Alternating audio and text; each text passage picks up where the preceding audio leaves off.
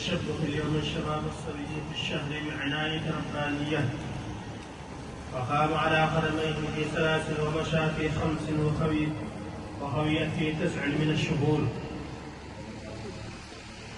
بفصيح في قواه، فشق الملكان صدره الشريف لديها وأخرجا منه علقة دموية،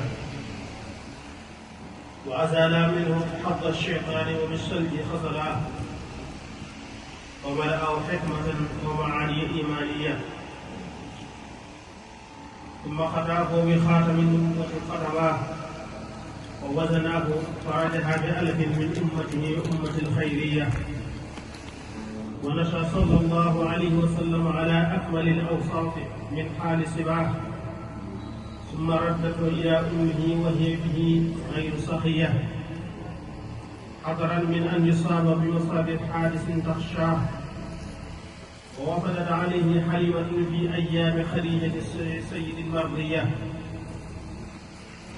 فحباها من حبائه الوافر ما حباه، وخدمت عليه يوم حنين فقام إليها وأخذته أرحية،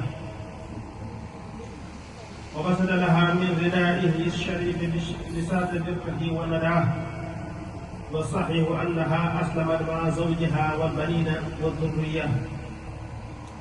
وقد عده في الصحابة جمع من سقاة الرواه. عطر اللهم خبره الكريم بعفو شديد من صلاة وتسليم. عطر اللهم خبره الكريم بعفو شديد من صلاة وتسليم.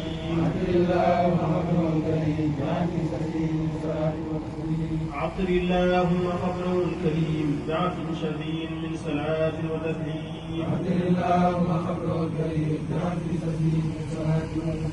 عطر اللهم خبره الكريم بعفو شديد من صلاة وتسليم.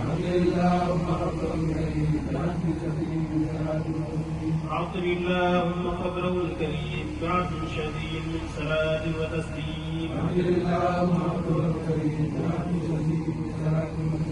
عطر اللهم خبره الكريم بعفو